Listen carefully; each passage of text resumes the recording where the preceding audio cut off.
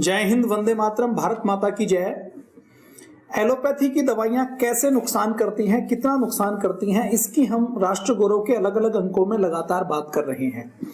आपने इसकी विस्तृत वार्ता सुनी। हमने बात की एलोपैथी की दवाई कैसे लीवर फेल करती है, कैसे हार्ट फेल करती है, कैसे एलोपैथी की दवाई सुसाइड करने के लिए मजबूर करती है, कैसे एलोपैथी की दवाई शरीर के हर अंग के ऊपर नुकसान देने का काम करती है। हमने बात की कि एक सामान्य दवा जो हम बुखार की दवा लेते हैं, एलर्जी की दवा लेते हैं, एसिडिटी की दवा लेते हैं, वो कैसे मारने का काम करती हैं, इन सब की हमने बातचीत की।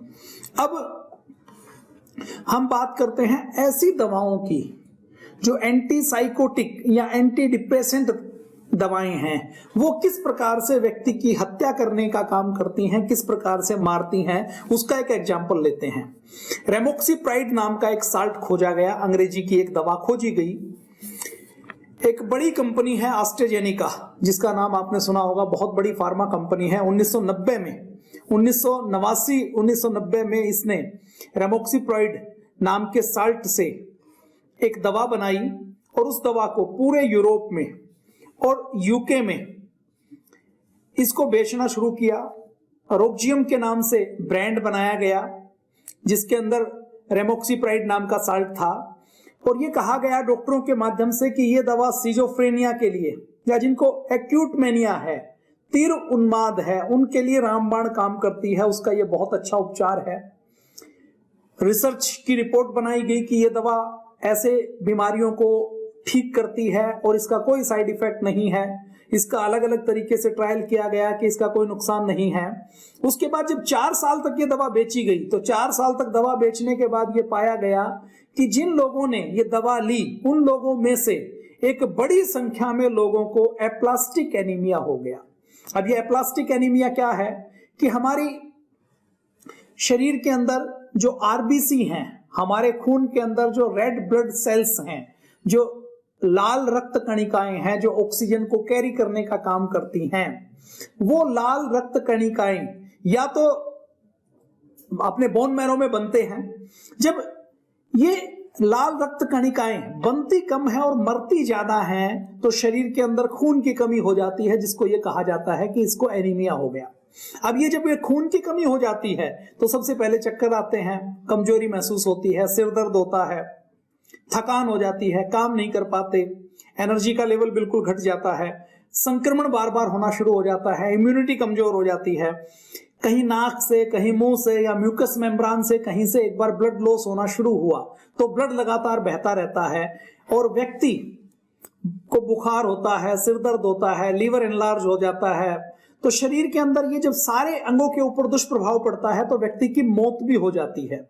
तो ये दवा रेमोक्सिप्राइड साल्ट की रोक्जियम दवा जो एस्ट्राजेनेका नाम की कंपनी ने बनाई, ये यूरोप के और यूके के बाजारों में जब दी गई तो ये पता लगा कि जिन लोगों ने इस दवा को खाया उनके अंदर ये सिम्टम आने शुरू हो गए, और जब ये सिम्टम उनके अंदर आने शुरू हो गए तो ये जांच की गई कि ये किसके कारण आ रहे हैं। तो पता लगा कि ये जो दवा खा रहे हैं सिजोफ्रेनिया के लिए या मनोदशा को ठीक करने के लिए, ये दवा इसका कारण है। तो जब कारण पता किया गया तो ये पता लगा कि ये दवा परमानेंट स्टेम सेल में लॉसेस करने का, डैमेज करने का काम करती है। बोन मैरो में लाल रक्त कणिकाएं या खून कम बनने लग जाता है, या फिर ऐसा भी हो जाता है कि इस दवा के कारण हमारे शरीर के अंदर, हमारे शरीर की एंटीबॉडीज ही हमारी लाल रक्त कणिकाओं को मारना शुरू कर देते हैं। मतलब एक छोटी सी दवा जिसको पहले ये कहा गया है कि ये कोई नुकसान नहीं करती, वो कितना भयंकर नुकसान कर सकती है। रोक्जियम दवा इसका उदाहरण है। दूसरी मैं एक और दवा की बात करूं जो एंटीसाइकोटिक, एंटी डिप्रेसेंट दवा है। नोमिफेंसिन नाम का एक एंटी डिप्रेसेंट खोजा गया। ये कहा गया कि ये दवा यदि कोई खाता है तो उसके शरीर में, उसके मन में जो डिप्रेशन के विचार हैं, जो तनाव के विचार हैं, वो दूर हो जाएंगे, वह अवसाद से बाहर निकल जाएगा, वह उसके मन से उदासी दूर हो जाएगी। मैरिटल और अलाइवल के ब्रांड नाम के साथ सनोफी फार्मा ने इसको बेचना शुरू किया, और बेचना कब शुरू किया? 1960 के दशक में। 1960 में लाखों करोड़ों लोगों ने इस दवा को खाया है। यूरोप में यह दवा बिकी, अमेरिका में यह दवा बिकी, भारत जैसे देशों में भी यह दवा बिकी।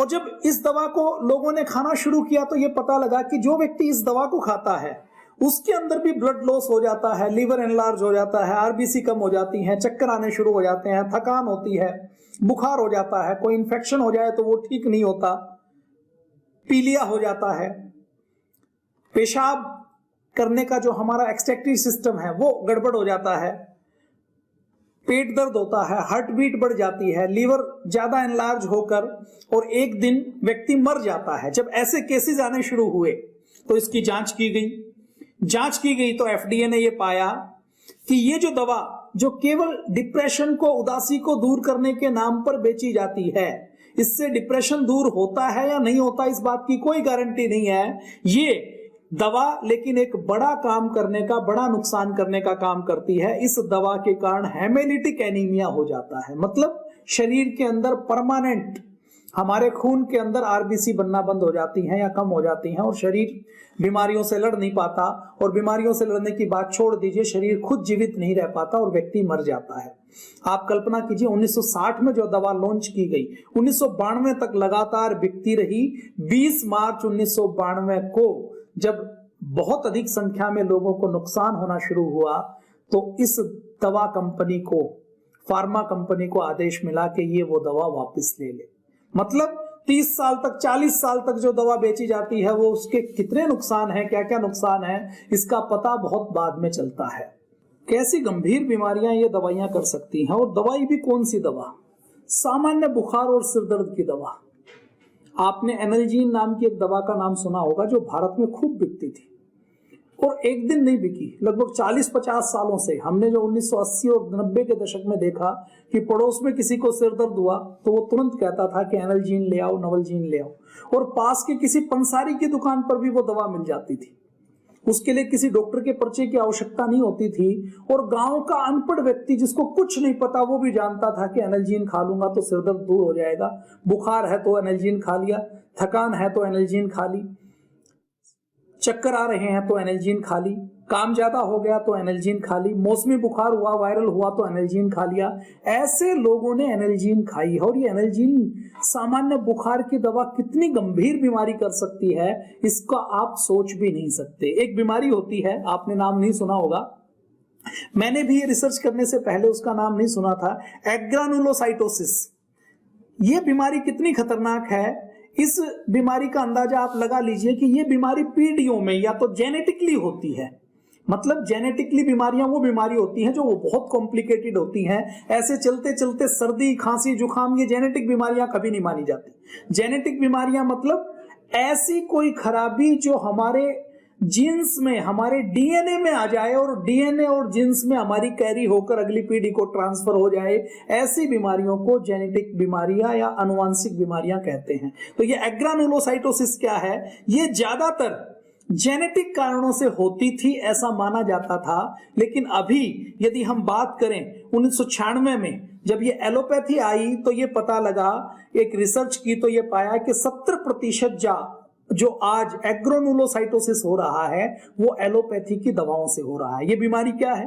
बीमारी हमारे शरीर के अंदर, हमारे खून के अंदर प्लाज्मा, प्लेटलेट्स, डब्ल्यूबीसी, आरबीसी होती है। अब ये डब्ल्यूबीसी क्या है? ये डब्ल्यूबीसी हमारे शरीर के वो सैनिक हैं, जब कोई बाहर से कोई बैक्टीरिया, कोई वायरस, कोई बीमारी आती है तो ये अपने हथियार लेकर उससे लड़ने के लिए आगे आ जाती है। उसके फिर अलग अलग डब्ल्यूबीसी में कैटेगरी है। उसी कैटेगरी में न्यूट्रोफिल नाम के हमारे एक सैनिक होते हैं जो लगातार बीमारियों से युद्ध करके हमें इन्फेक्शन से, संक्रमण से बचाते हैं, हमारे शरीर को ठीक रखते हैं। तो ये जो एग्रानुलोसाइटोसिस है इसमें डब्ल्यूबीसी में ये जो न्यूट्रोफिल है इनकी संख्या कम हो जाती है, और जब इनकी संख्या कम हो जाती है तो हमारे शरीर की रोग प्रतिरोधक क्षमता कम हो जाती है। शरीर की रोग प्रतिरोधक क्षमता जब कम हो जाती है तो शरीर में तुरंत संक्रमण होता है, तुरंत शरीर के अंदर कोई बीमारी लग जाती है और तरह तरह के दूसरे कॉम्प्लिकेशन इससे आते हैं। तो एक तरीके से ये जो एग्रानुलोसाइटोसिस है ये बहुत गंभीर बीमारी है। दवाओं में पहले ये माना जाता था कि कैंसर का इलाज करने के लिए जो दवाएं ली जाती हैं उसी से ये एग्रानुलोसाइटोसिस होता है, लेकिन अब पता लगा कि ये जो सामान्य बुखार की दवा लेते हैं इससे भी ये गंभीर बीमारी हो सकती है। हम जो एंटी थायराइड दवाएं लेते हैं उससे भी ये गंभीर बीमारी हो सकती है। हम जो एंटी इंफ्लेमेटरी ड्रग्स लेते हैं, non steroid anti inflammatory drugs लेते हैं, उससे ये बीमारी हो सकती है। एंटी साइकोटिक्स ड्रग्स लेते हैं जैसे क्लोजरिल, इससे ये बीमारी हो सकती है। मलेरिया की दवा कुनेन से ये बीमारी हो सकती है। तो सबसे पहले मैं एग्जांपल लेता हूं ऐसी गंभीर बीमारी जो हमारी पीढ़ियों में जो अनुवांशिक तौर पर होती थी, वैसी बीमारी देने का काम एक सामान्य एलोपैथी की गोली कर सकती है। इसके एग्जांपल आपके सामने रखता हूं। सिनेपाजाइड नाम के एक साल्ट की खोज 1970 में सनोफी फार्मा की एक छोटी कंपनी है उसने की। उन्होंने जब इसकी खोज की तो खोज करने के बाद उन्होंने ये पाया कि ये तो हार्ट की बीमारी में दवा का काम कर सकती है। तो 1976 में उन्होंने वासोडिस्टल के नाम से इसको लॉन्च कर दिया गया। 1976 में लॉन्च करने के बाद जिनको भी दिल की बीमारी थी डॉक्टरों ने उसको लिखना शुरू किया, डॉक्टरों ने इसको देना शुरू किया। और जब डॉक्टरों ने इसको देना शुरू किया तो ये पता लगा 1988 आते आते 12 साल में सबसे पहले यूरोप का एक देश है स्पेन। स्पेन में ये पता लगा कि ये जो दवा हार्ट के लिए लेते हैं ये हार्ट को तो ठीक थोड़ा करती है, उससे भी ज्यादा ये एग्रोनुलोसाइटोसिस नाम की बीमारी पैदा कर देती है। दिल की बीमारी में तो थोड़ी धड़कन अनियमित होती है, लेकिन ये बीमारी हो जाए तो डब्ल्यूबीसी कम हो जाती है, और डब्ल्यूबीसी कम हो जाती है तो शरीर तुरंत किसी भी इंफेक्शन का शिकार हो जाता है। तो स्पेन के बाजार से ये दवा हटा दी। अब स्पेन के बाजार से जब ये दवा हटा दी तो दूसरे देशों में इसकी खबरें गई, दूसरे देशों में खबरें गई तो जो हम जैसे आप जैसे लोग हैं जो बोलते हैं उन्होंने इसके ऊपर ऑब्जेक्शन किया। तो दूसरे देशों में जैसे 1992 तक कई सारे केसेस फ्रांस में आए, लेकिन फ्रांस में भी या दूसरे देशों में जब ये दवा बेची जाती थी, जब पता लगा कि ये नुकसान करती है तो फार्मा लॉबी का प्रेशर देखिए कि फार्मा लॉबी ने सरकार के अधिकारियों से कहा कि इस दवा को वापस लेने की आवश्यकता नहीं है, आप ज्यादा कहते हो तो आप भी बच जाओगे, हमारी दवा भी बिकती रहेगी। आप एक लेटर लिखो कि हम इसके ऊपर ये चेतावनी लिख दें कि इससे एग्रोनुलोसाइटोसिस हो सकता है। अब फार्मा कंपनी को वहां की सरकारी एजेंसियों ने चिट्ठी लिख के कि हमने तो कार्रवाई कर दी, एक चिट्ठी लिख के उस दवा कंपनी को कहा कि आप इसके ऊपर अपना एक लेबल के ऊपर वार्निंग दे दीजिए। फार्मा कंपनी ने दवा के डिब्बे में आपने देखा होगा जब आप पत्ता देखते हैं तो उसके ऊपर आपको एमआरपी जो मोटे फॉन्ट से लिखा जाता है, एक्सपायरी डेट जो मोटे फॉन्ट से लिखी जाती है वो बड़ी मुश्किल से पढ़ पाते हैं। तो बारीक बारीक अक्षरों में उन्होंने जो दवा के साथ जो लेबल आता है, जिसको आज तक आपने हजारों दवाएं खाई होंगी लेकिन कभी लेबल पूरा पढ़ा नहीं होगा, वो इतने बारीक अक्षरों में लिखा जाता है जिसको माइक्रोस्कोप लेकर भी नहीं पढ़ सकते। तो सरकारों ने कहा कि आप खाना पूर्ति के लिए केवल एक वार्निंग इसके ऊपर छाप दो। तो कंपनी ने, सनोफी की कंपनी ने अपनी दवा को बेचने के लिए एक वार्निंग उसके ऊपर जोड़ दी और 22 साल तक वो दवा बिकती रही। 1992 में जब काफी लोग मरने लगे तो फ्रांस के बाजार से भी इसको वापस लिया गया।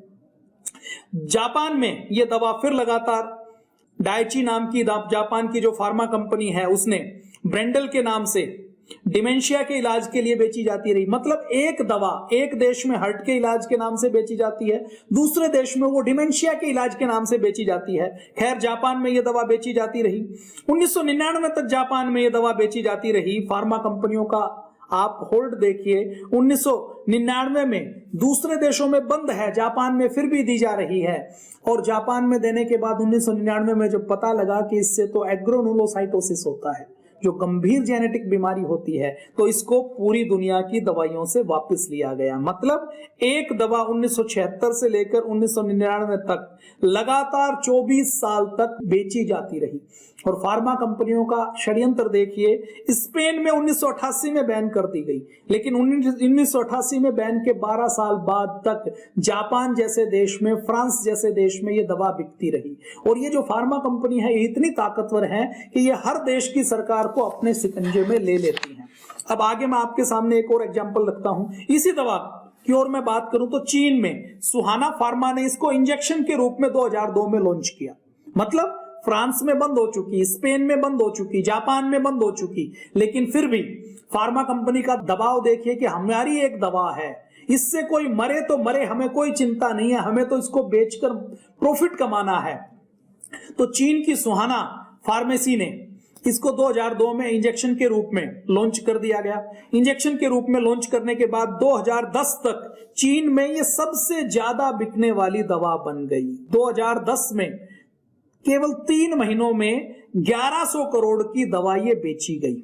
इसके बाद चीन कि वह कंपनी जिसने इस दवा को बनाया वो बड़ी कंपनी बन गई। 2010 में यह चीन में 10वीं सबसे ज्यादा बिकने वाली दवा थी। मतलब जितने लोग दवा खाते थे हर 10वां व्यक्ति इस दवा को जरूर खाता था। तो ये फार्मा षड्यंत्र देखिए, एक दवा स्पेन में बैन है, फ्रांस में बैन है, 12 साल बाद जापान में भी बैन हो गया, लेकिन चीन में फिर भी 2014 तक 2015 तक यह खुले रूप में बेची जाती रही।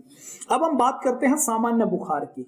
सामान्य बुखार होता है तो हमारा शरीर संकेत देता है, शरीर के अंदर एक युद्ध चलता है कि हमारे शरीर में कुछ ना कुछ कोई फॉरेन मटेरियल्स है, कोई ना कोई बाहरी विजातीय तत्व है। उस विजातीय तत्व को जब हमारा शरीर हमारे पसीने के रास्ते, मल के रास्ते, मूत्र के रास्ते, नाक के रास्ते, मुंह के रास्ते, उल्टी के रास्ते बाहर नहीं निकाल पाता, तो उस फॉरेन मटेरियल को, उस बैक्टीरिया को, वायरस को मारने के लिए शरीर अपने तापमान को बढ़ाता है।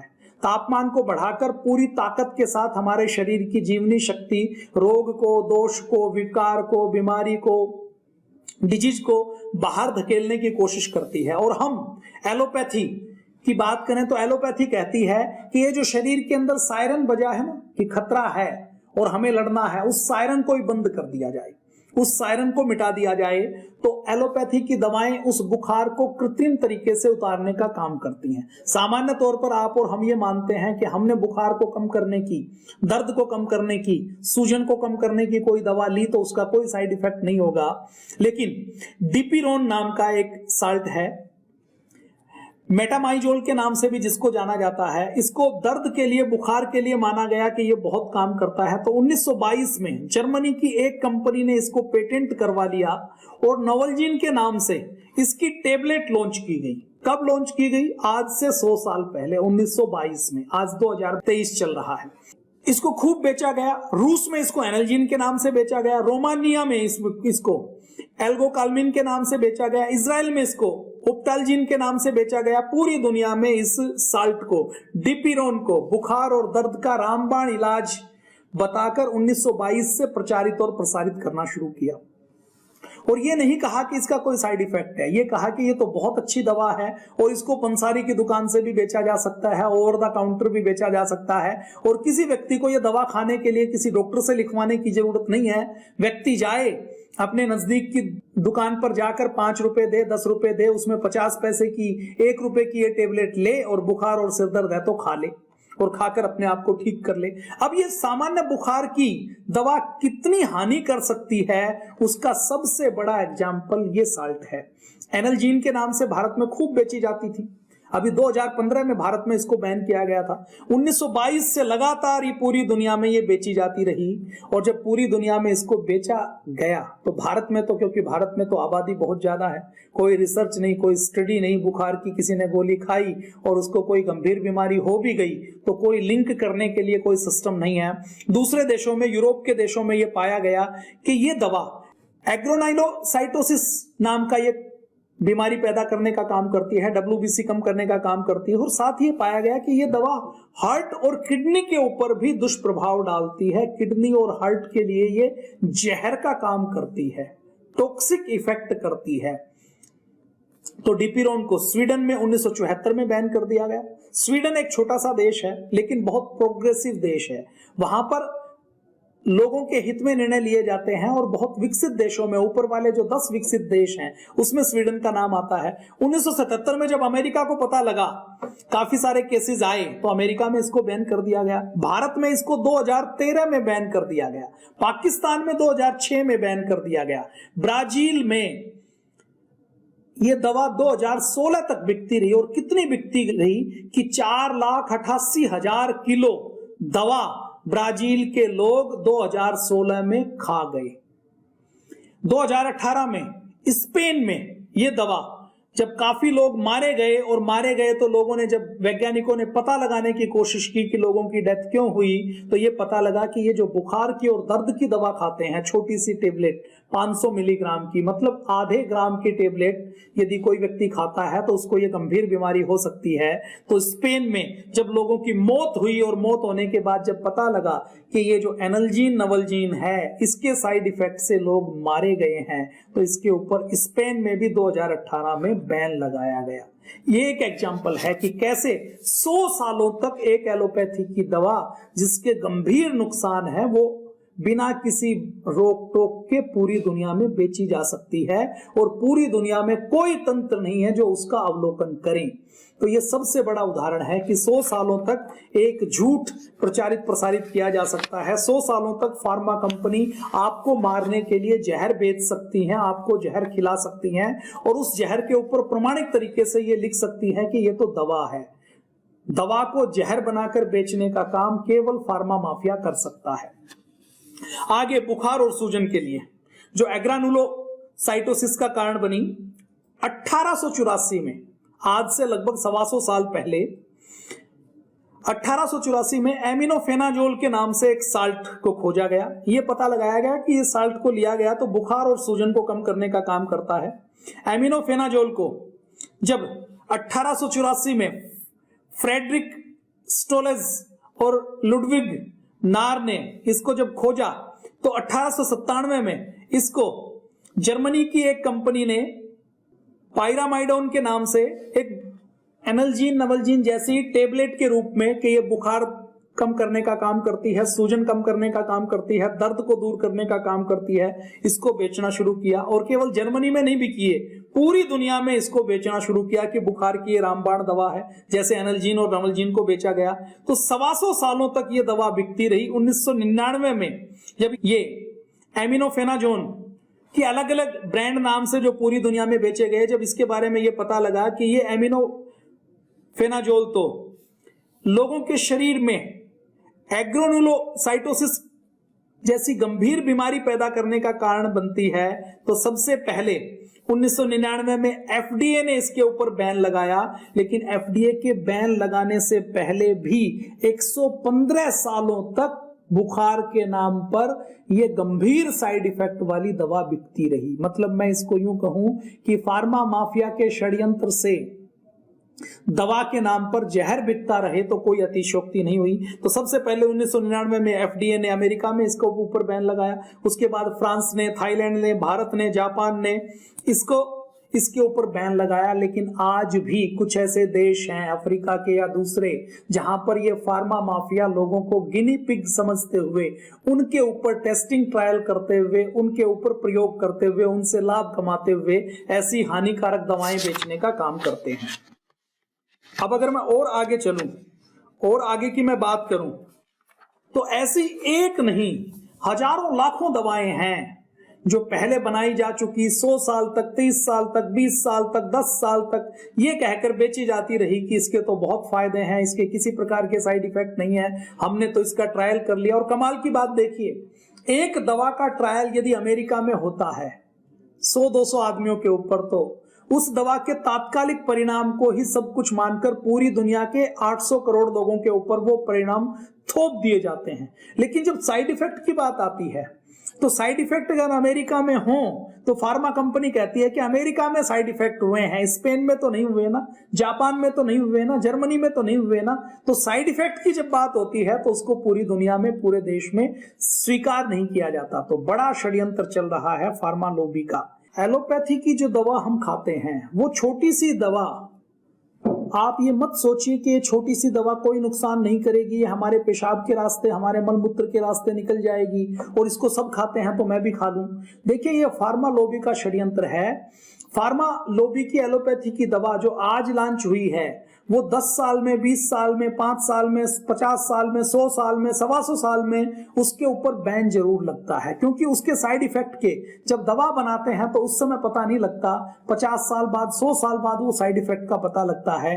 और ये जो जीन्स में बदलाव आता है, ये जो खून के अंदर आरबीसी के अंदर न्यूट्रोफिल की कमी होती है, ऐसी बीमारियों का तो पता भी सामान्य तौर पर बहुत अधिक नुकसान होने के बाद लगता है। इसलिए एलोपैथी की कोई भी छोटी से छोटी दवा आप खाएं तो चिंतन जरूर करें, सोचे जरूर कि क्या इस दवा के बिना भी आपका काम कर चल सकता है। एलोपैथी की दवा का साइंस 100 साल, 200 साल, 300 साल पुराना है। ये दवाएं 10 साल, 20 साल दी जाती हैं। फार्मा कंपनियां अपना लाभ उठाती हैं। फार्मा कंपनियां लाभ उठाने के बाद जब तक इनकी हानियों का पता लगता है तो तब तक लाखों लोगों की जान जा चुकी होती है। जब लोग कहते हैं कि हमें इससे नुकसान हुआ तो जो सरकारों की जितनी एजेंसियां हैं उनको इससे कोई फर्क नहीं पड़ता। वो एक चेतावनी पत्र जारी कर देते हैं और वो जो लेबल जिसमें बहुत बारीक अक्षरों में 50 लाइन लिखी हुई है उसमें एक लाइन और जुड़ जाती है कि इस दवा से हार्ट को, लीवर को, किडनी को खतरा हो सकता है, आप मर सकते हैं, जिसको आप कभी पढ़ते नहीं हैं। आप केमिस्ट के ऊपर, डॉक्टर के ऊपर भरोसा करते हैं। लेकिन दूसरी तरफ मैं यदि आयुर्वेद की बात करूं तो आयुर्वेद इतना पुराना है, इतना शाश्वत है कि आयुर्वेद के त्रिफला के, आयुर्वेद की किसी भस्म के, आयुर्वेद की किसी औषधि के गुण जो आज से 1,96,08,53,121 वर्ष पूर्व महर्षि चरक सुश्रुत ने लिखे वो आज भी ऐसे ही हैं। और मैं यदि कहूं कि जिसको 1,96,00,000,000 के ऊपर यकीन नहीं हो तो महर्षि चरक सुश्रुत की जो पांडुलिपियां हैं इसको आधुनिक विश्व भी यह मानता है कि कम से कम 3000 साल पुरानी तो हैं। तो 3000 सालों से महर्षि चरक सुश्रुत ने जो लिखा, जो आयुर्वेद में है, उसमें कोमा और फुल स्टॉप को भी बदलने की आवश्यकता नहीं पड़ी।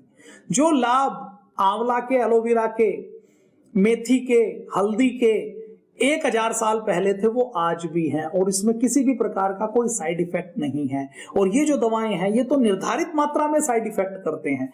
आयुर्वेद की कोई चीज आप मात्रा से कई गुना ज्यादा भी आपने आंवला खा लिया, एलोवेरा खा लिया तो प्रकृति ने हमें वो ऐसे लपेट कर दी है कि वो साइड इफेक्ट नहीं करती। तो इसलिए एलोपैथी की कोई भी दवा आप खाएं तो सावधान जरूर रहें। आज के लिए इतना ही।